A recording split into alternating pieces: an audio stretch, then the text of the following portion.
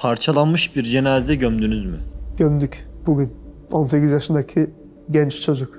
Tren önüne atladı. Kolu, bacağı, ayağı. Mezarların içinden ses duydunuz mu? En zorlandığınız cenaze hangisiydi? Kafası yarılmış, beyni görünüyormuş. Kafasının yarısı bedendeymiş, yarısı kopukmuş. Çok acayip bir durum. Ben zaten bunu duyduktan sonra fazla devamında bilmek istemedim. Kafasını tam tuttum, şöyle biraz kaldırdım. Böyle bir hok diye bir ses geldi. Kaçtım dışarıya. Cenaze ses çıkardı. Dedim tamam.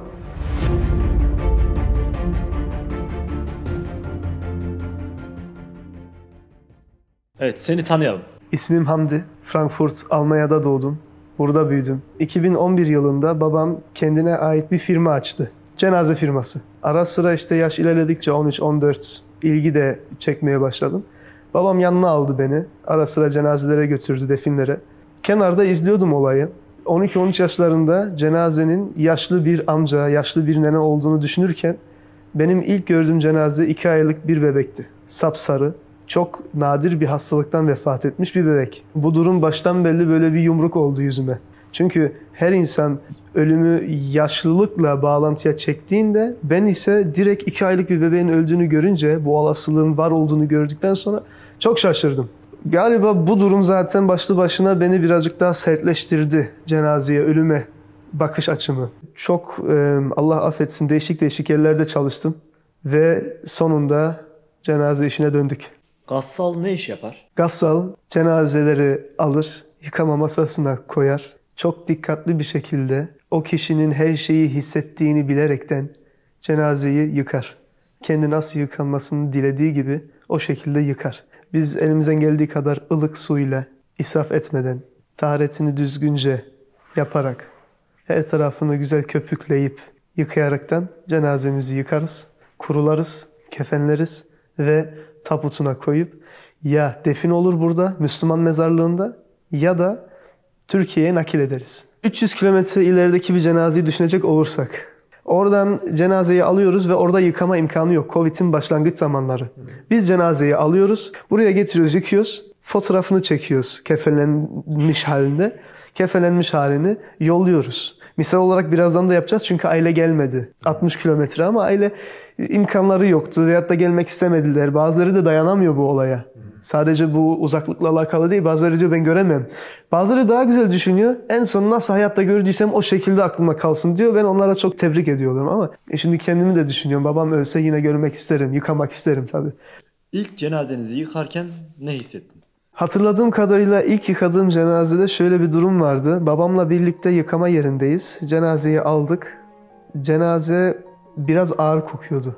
Sonradan öğrendim ki ağır kokan cenazeler pek güzel yaşamamışlar. Nasıl yaşarsan öyle ölürsün meselesi var. Ona inanaraktan cidden güzel yaşamış insanın güzel bir şekilde ölmesi, gözü kapalı, ağzı kapalı, düzgün bir şekilde bazıları gülümsüyor. Cenazelerin bazıları gülümsüyor. Acayip oluyor. Sanki adam yanında, hatta bir beni okutan hocamı cenazesi vardı. Yıkamadım, yalnız yıkandıktan sonra adli tıpa götürdüğümde kontrol için. Orada cenazenin yüzünü açtık ve açarken ilk kez ürperdim. Hiç ürpermezdim. Cenazeden niye ürpereyim? Hep gördüğüm bir şey ama hocam çocukluğumdan belli beni okuttu, büyüttü, Kur'an'ı öğretti ve yüzünü açıyorum ve gülümseyen bir adam görüyorum. Subhanallah. Adam bildiğin gülümsüyor. Çok güzel bir şekilde bembeyaz nurlar içinde, tabutun içinde yatıyor.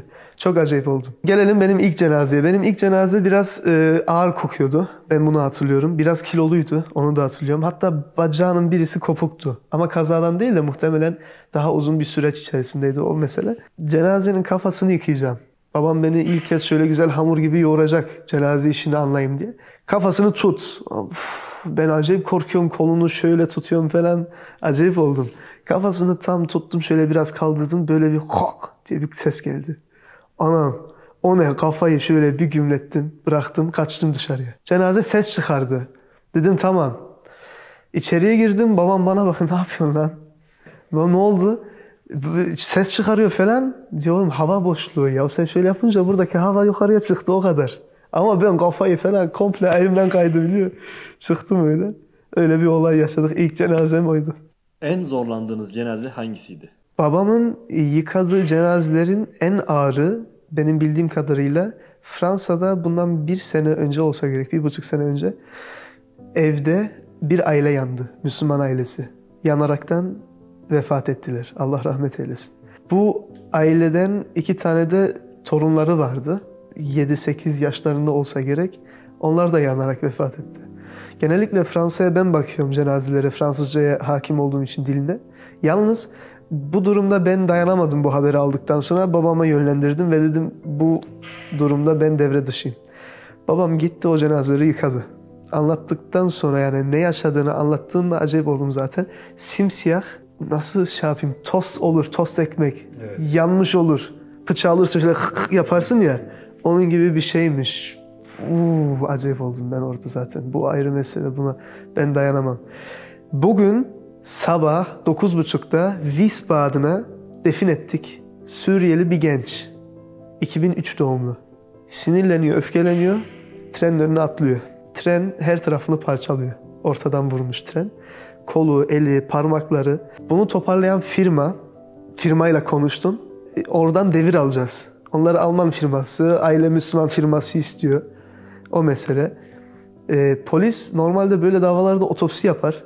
Savcılık, adli tıp. Yalnız bu durumda otopsi yapılacak bir şey yok. Her tarafı ezik bir şekilde bir cenaze toparladılar. Rayların etrafında gerekenleri bulduklarını. Kafası yarılmış, beyni görünüyormuş. Kafasının yarısı bedendeymiş, yarısı kopukmuş. Çok acayip bir durum. Ben zaten bunu duyduktan sonra fazla devamında bilmek istemedim. Benden birkaç yaş küçük. Şeytanın vesvesesine kapılıp artık kimlere bir şey gösterecekse kendini ölüme atıyor. Allah'ı tanımamanın dezavantajları. Babamın anlattığına göre bir cenaze yine rayların önüne, bedeni bir tarafı olsa gerek, kafası da bir tarafı. Bedeni yıkıyor yıkama masasında, kafasını da yanına. Kafası şöyle, bir top düşün. O şekilde babam kafasını yıkıyor, bedenini yıkıyor. Hiç hareket ettiğini düşündüğünüz bir cenaze oldu mu? Oldu. O ilk yıkadığım cenaze. Hareket değil de daha çok işte o ses meselesi, kafasını maalesef Allah affetsin bıraktığım o cenaze. Şöyle kolunu çevirmek için tutarsın, kolunu bırakırsın. Şampuandan kayar, güm eder, orada biraz şamlarsın. Ama öyle başka şey yok. Yine orada biraz toplarsın orada. Birkaç saat içerisinde vücut komple sıkılaşıyor. Birkaç saat geçtikten sonra komple gevşiyor. Yine birkaç saat geçtikten sonra çürüme meselesi başlıyor. 40 gün sonra falan mezarlıkta duyduğunuz o sesler. O sesler ne falan filan. Göbeklerin patlaması. 40 gün falan sürüyor o olay. Güm. Ama yerin altından 2,5 metre yerin altından o ses geldi miydi? Tabii sen oradan cinnin falan diyorsun. O da olabilir tabii ama genellikle o patlama meselesi oluyor. Zaten şimdi bile şişenler var. Birkaç günde. Cenaze defnedilirken başında ne okunur? Cenaze defin günü imam ayarlarız. Bu imamı ailenin istediği herhangi bir camiden. O imamı ayarlarız, konuşuruz. Bu saatte bugün de defin var. İmam gelir. Orada gerisini zaten imam biliyor. Biz koordinasyonu yaparız, organizasyonu yaparız. Cenaze, taput, özel bir arabanın üstüne gelmesi lazım. 9.30'daysa 9.25'te yavaşça yürümek lazım. Defin yerine, mezarın başına.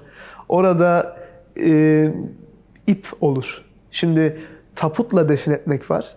Bir de taputsuz defin etmek var. Her türlü yine taputla götürülüyor oraya, Türkiye'deki gibi. Yalnız ya taputla defin edeceksin, ipler geliyor işin içine, ya da 2 kişi aşağı inecek, cenazeyi yukarıdan öbür 2 kişi de bırakacak. O şekilde kıbleye döndürerekten defin edeceksin. Dikkat edilmesi gereken husus şu. Almanya'da bazı yerlerde taputsuz define izin var. Taputsuz definde İslami çerçevesinde uygun bir şekilde defin ediyoruz. Kefenle birlikte tahtalarını kestiriyoruz 1 metreye. Şöyle yanlamasına. O şekilde defin ediyoruz. Kıbleye doğru da çeviriyoruz. Sağ omuzuna yatıraraktan kıbleye doğru bakar. Müslüman mezarlıklarında bizde özellikle birkaç imam toparlanır. 5-6 kişi.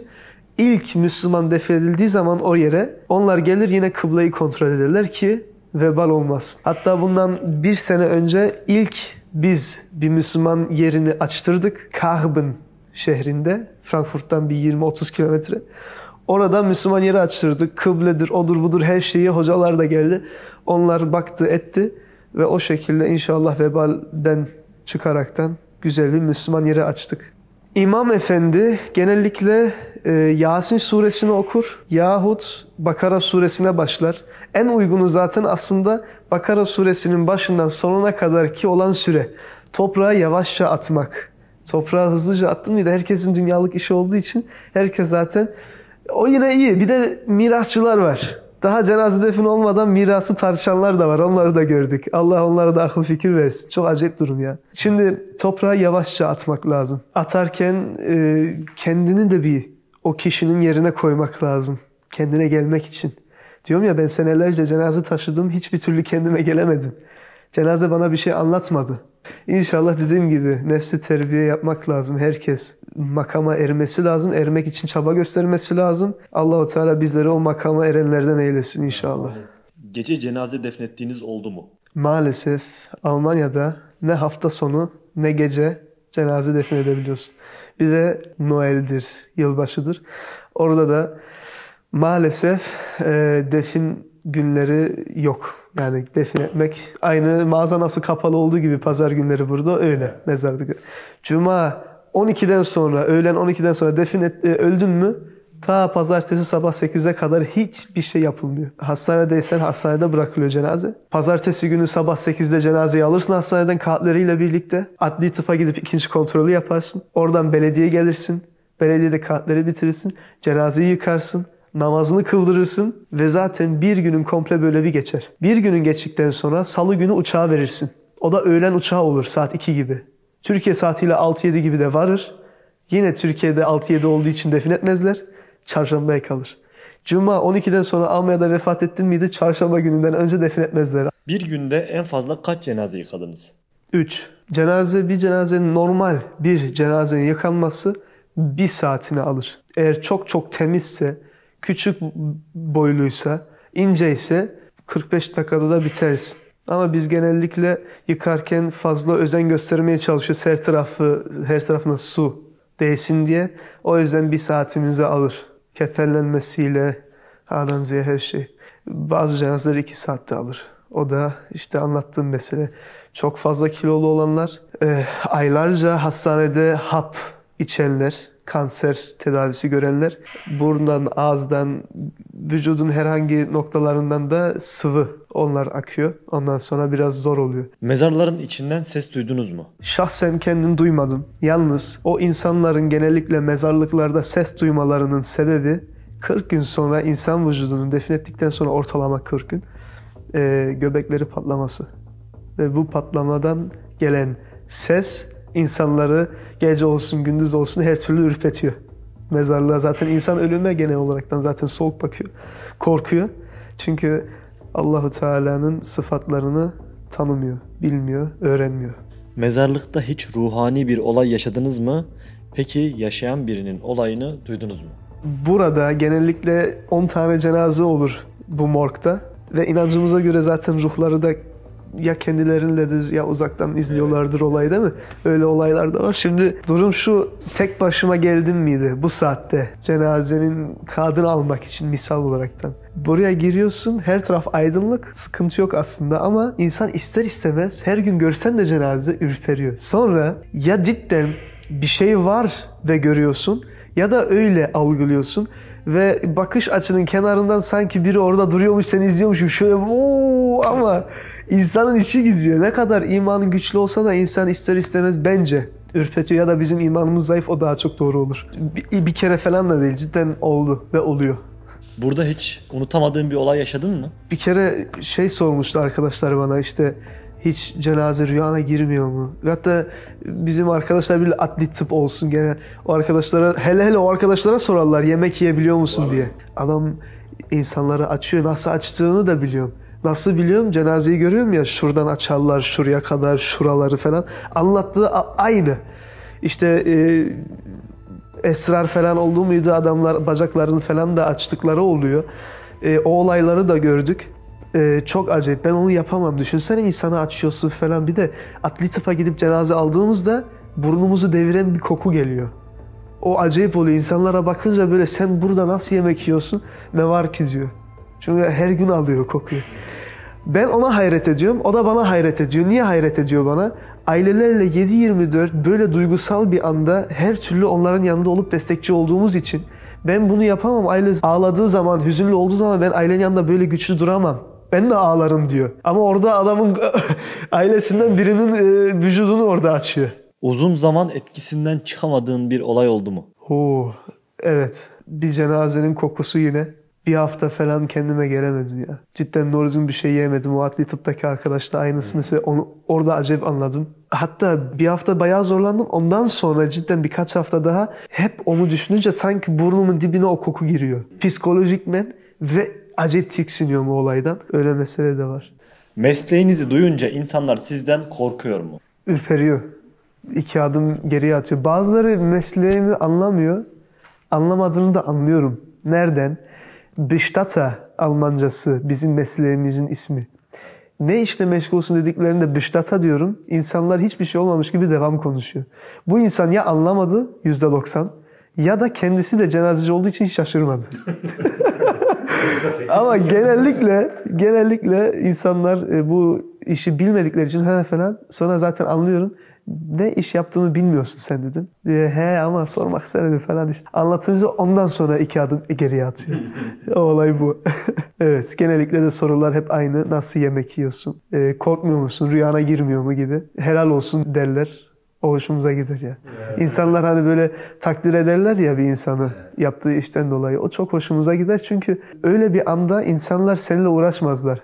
Aklına sen gelmesin de o ölen kişi gelir hep. Farklı dine mensup birilerinin de defin işlemini yapıyor musunuz? Yapıyoruz. Hindistanlılar genellikle krematorium diyoruz orada. Yakma yerleri. Belediyenin kendine ait yakma yerleri var. Orada cenazeyi teslim ediyoruz. Bir gecede yakıyorlar cenazeyi ve teslim ediyorlar. Hinduizm dinine göre insanlar yakılır. Sadece onlar değil, Hristiyanlarda da yakılma meselesi var. Tabii onlarda 2 ayrı mezhep diyebilir miyiz? Katolik, evangelik meselesi. Bazıları yakarlar, bazıları yakmadan defnederler. Ama yakmadan defnedenler de üstlerini giyindirir. Sanki düğüne gidiyormuş gibi. Nereye gideceklerini tabii Allah bilir ama biz az çok tahmin edebiliyoruz zaten. Almanya'daki Müslüman yerlerinin nasıl bu kadar popüler olduğuna bir gelelim. Çok acayip bir konu çünkü. Almanlarda para gittikçe az oluyor. Fakirleşme meselesi oluyor. Genellikle dünyanın her tarafında. Şimdi bu Almanların daha ucuz olduğu için cenazelerini yakıp o şeyi ufacık bir yere gömmeleri daha ucuz oluyor. Komple taput olsun. Ondan sonra ne bileyim. Çünkü defin masrafı buradan 3.000-4.000 euro. Sadece 30 senelik bir yer kiralamak 3.000 ile 5.000 euro arası oynuyor. 30 sene sonra torununa mektup yazıyorlar. Bu yeri uzatmak ister misin? Torun da bunu tanımıyor. Diyor, bana ne diyor? Kemikleri alıyorlar, yakıyorlar. Müslüman olsan da öyle. Sahip çıkan varsa. Aynen öyle. O yüzden aslında en mantıklısı cidden memlekette defin olmak. Ama şimdi gelelim neden Müslüman yerleri var? Hristiyanlar yeri kullanmıyorlar. Ufacık yerleri defnediyorlar. Yerleri boş kalıyor. Mezarlık para yapamıyor. Para yapamadıkları için Müslümanlara yeşil ışık veriyorlar. Yeter ki defin et. Ne istersen. İstersen kıbleye doğru yapak, istersen tabutsuz yapak. Yeter ki defin et, para girsin meselesi var. Müslüman yerlerin bu şekilde popüler olması yani nedenlerden biri bu. Ermenileri giyindiririz, Hinduizmleri yakarız, Müslümanları defin ederiz. Taputsuz defin edemiyorsak, taputun içinde cenaze yakınlarının, kadınsa eğer, mahremleri daha çok isteriz. Kardeşidir, amcasıdır. Cenazeyi sağ tarafına doğru şöyle yatırır taputun içinde.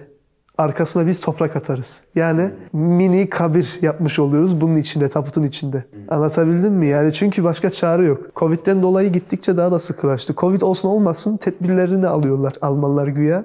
Ve taputsuz defin etmelerine izin vermiyorlar. Toprağa zarar verir diye. Hiç yakınının cenazesini yıkadığın oldu mu?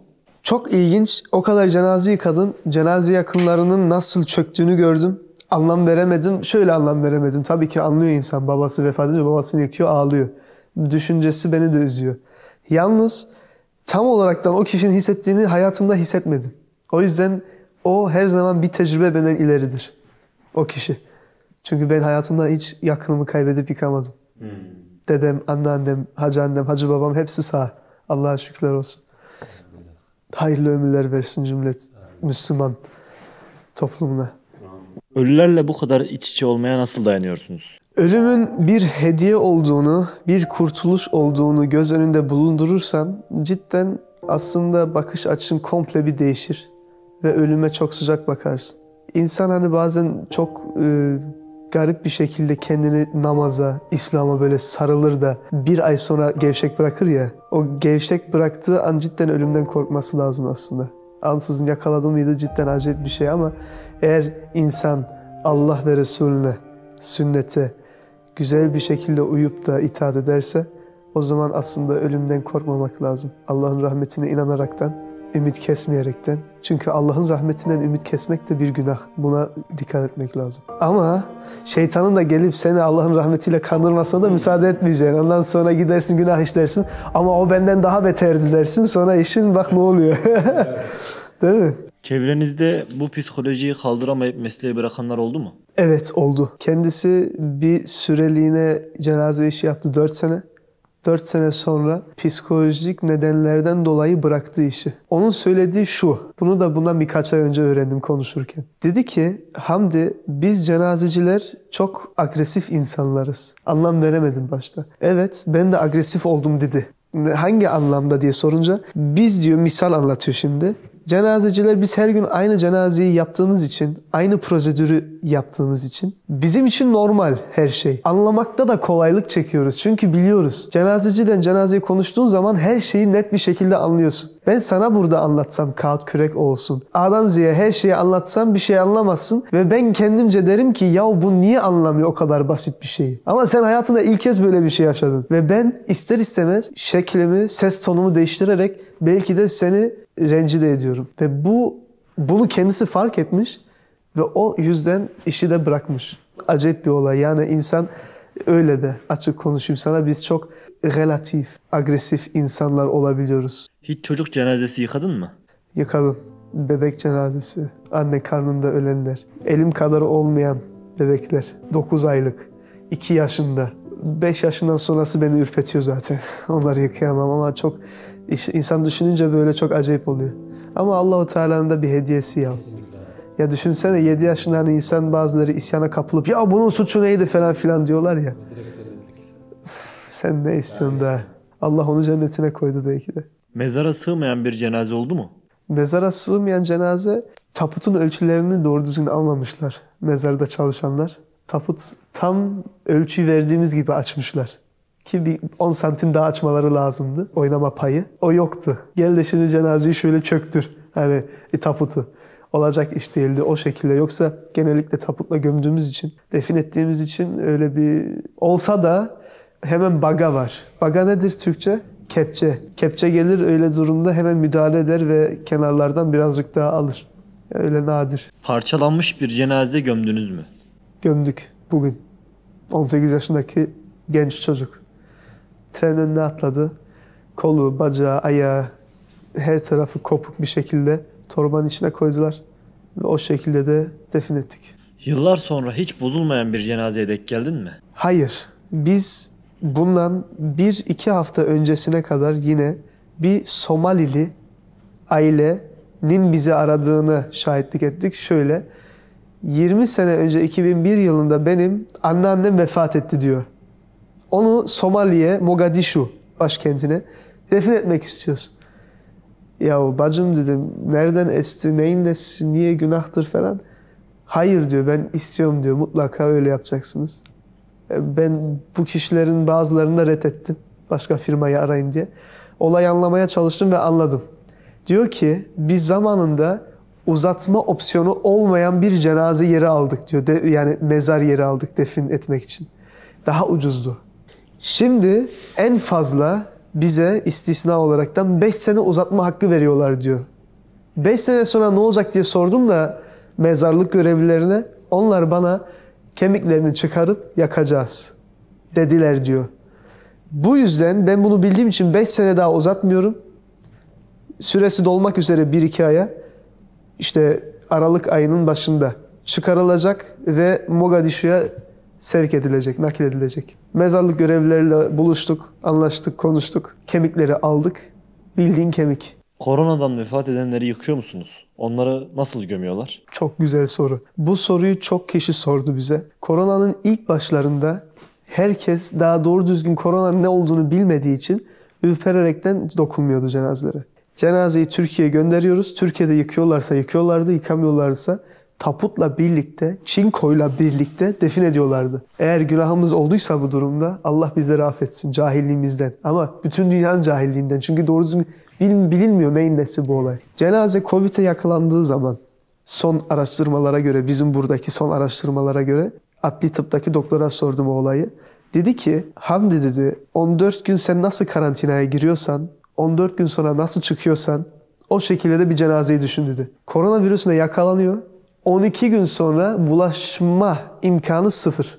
Bulaştırmıyor virüsü. Hala Covid virüsü içinde ama bulaştırma yetkisi kayıp oluyormuş. Öyle diyor. O yüzden 12 gün sonra sıkıntısız cenazeni yıkayabilirsin dedi. Bunu duyduktan sonra zaten aileye ilk sorduğumuz şey cenaze ne zamandan belli pozitif teşhisi koyuldu. 3 haftadır hastanede diyorsa, 3 hafta önce Covid teşhisi koyuldu diyorsa, ondan sonra hastaneye yattı falan, cenazeyi rahatlıkla yıkıyoruz. Ama bir olay daha oldu. Pozitif oldu. Hafta sonu 2-3 gün sonra öldü meselesinde acayip dikkatle iş yapmak lazım. Genellikle öyle cenazeleri Türkiye'ye yolluyoruz. Bizi burada aşar diyerekten orada artık belediyedeki gassallar gerekeni yapıyor. Cenazede hakkını helal etmeyen biriyle karşılaştınız mı? O gün kendimce şöyle dedim. Ya dedim hiçbir kere de olsa birisi hakkımı helal etmiyorum demedi. Dedim ve dediğim başıma geldi. O günü şaka maka bir yana acayip bir olay ya. Hakkınızı helal ediyor musunuz? Helal olsun. Helal ediyor musunuz? Helal olsun. Üçüncüsünde helal etmiyorum dedi. Adamlar ayıp falan yaptı. Dedim ne ayıp? Sinirlendim adama çünkü mecbur adam söyleyecek olayı. Hakkını helal etmediğini. Hakkını isteyecek ama o da fıkıh meselesi. İşte sadaka olarak sayılıyor. Mecbur değildir. Odur budur onlara hiç girmiyorum. Sadece o adamın orada helal etmiyorum diye bağırıp insanların onu susturmak istediğini, ben o adama destekçi olduğumu söylüyorum. Kimsesiz bir cenazeniz oldu mu? Çok öyle var. Hatta geçenleyin Fransa'dan bir rahmetliyi kurtardık öyle.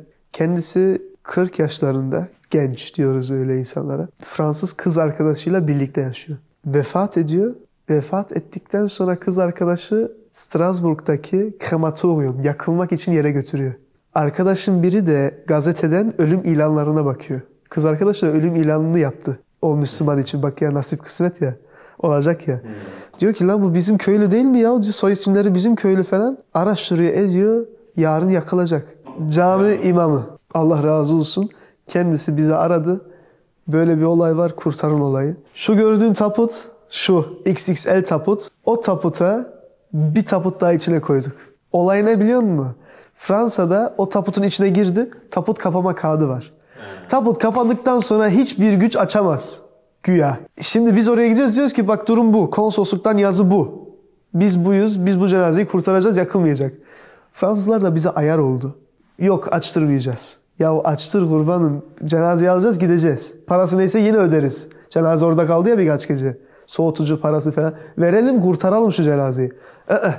Sonunda buradan bizim arkadaş hareket etti bu taputla. Ölçülerini falan aldık. Oradan sığacak mı bunun içine falan. Bu en büyüğümüz. Taputun en büyüğü bu olsa gerek. XXL. 300 kiloya kadar cenaze girer bunun içine. Öyle adamlar da var mı ya? Var. Morgan içine sığmıyor da şuraya koymuştuk bir kere. Kapılarından sığmadı. Ondan sonra bu taputu aldık. O taput da şu yukarıda ha. Onu da çekersin sonra. Onu aldık bunun içine koyduk. Öyle kapatıp Almanya'ya getirdik cenazeyi. Kimsesiz cenazelerdeki o bir olay. İkinci olay misal olaraktan birinin öldüğünü öğreniyorlar. Cami cemaati. Diyorlar ki buraya para toplanacak. Cuma'ya denk geliyor işte böyle bir olay var. Para toplayalım. Para toparlanıyor cenaze masrafı. Biz de elimizden geleni yapıyoruz tabii ki. En ağır cenaze kaç kiloydu? 280 olsa gerek. Böyle bir tabutun içine girdi. Kapıdan içeriye girmedi. Tabutun genişliğinden dışarıda bıraktık. Ne yapacaksın? Ölmüş kişi kabirde ilk gece neler yaşar? Çok değişik rivayetler falan var. İkindi namazından sonra Münker ve Nekir'in gelip şimşek gözlü bir şekilde gelip sana o sorgu. İşte Rabbin kim? Men Rabbüke? Men dinüke? Sorular sorar. Ondan sonra eğer iyi bir Müslümansan kabrin geniş, güzel, cennet bahçesinden hani cennetin bahçesinden bir yer. Ruhun istediğin yerlere. Güneşe mi gideceksin diyor. Güneşe kadar git diyor. Oraya mı gideceksin? Buraya kadar oraya. Ruhun free. Türkçesi getiremedim ya. Serbest. Ama eğer kötü Müslümansan o da zaten namazdan başlıyor. Namaz meselesi var. İlk sorulacak imandan sonra. Birbirine sıkışır kabir, yılan, akrep, ateş, ondan sonra daptaracık. Acayip bir olay. Var mı demek istediğin bir şey? Her an ölebileceğimizi unutmayalım. Bu standart laf. Herkes bunu duyuyor, anlıyor ama buradan girip buradan çıkıyor çoğunlukla. Ciddi manada bir insanla vedalaşırken bir daha göremeyeceğini aklın önünde bulundurmak lazım, göz önünde bulundurmak lazım ve ona göre yaşamak lazım. Allah'ı ve Resulünü ihmal etmemek lazım. Zikir ehlinden olmak lazım. Nefsi terbiye çok önemli zaten. Riyadan kaçınmak lazım ve en önemlisi her daim hazır olmak lazım. Olay şu, 18 yaşındaki bir genç düşün. Ehliyetini yeni almış. Arkadaşlarının aslında sağa sola gidiyor. Çok değişik bir hayat yaşıyor. Aynı zamanda çok mübarek bir işle meşgul ve cenaze yapıyor. Ama bu cenaze olayı o gencin aklına yatmıyor. Çünkü o hayatı sadece hafta sonundaki eğlencelerden ibaret görüyor. Ve arkada cenaze olduğuna rağmen hiçbir türlü nasihat almıyor. Ve hiç ölmeyecekmiş gibi yaşıyor. Ta ki YouTube'da bir gün müzik dinlerken Mehmet Yıldız, Hayalhanem okuyana kadar, oraya tıklayana kadar ve ondan sonraki o Mehmet Yıldız hocamızın söylediği sözlerin sendeki oluşturduğu etki apayrı bir mesele. Onu bugüne kadar hiçbir cenaze oluşturamadı. Mehmet Yıldız hocamızın da dediği gibi yarın ne giyineceğim diye düşünürken aklına hiç kefen geldi mi?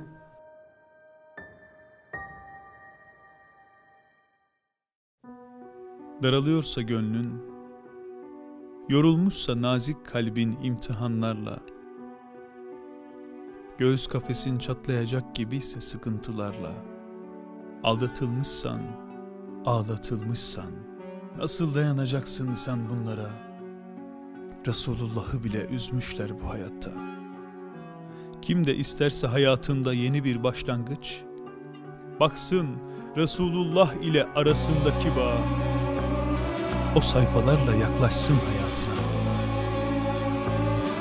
Atsın sırayla adımları benzemek için ona. Nasıl dayandın ya Resulallah?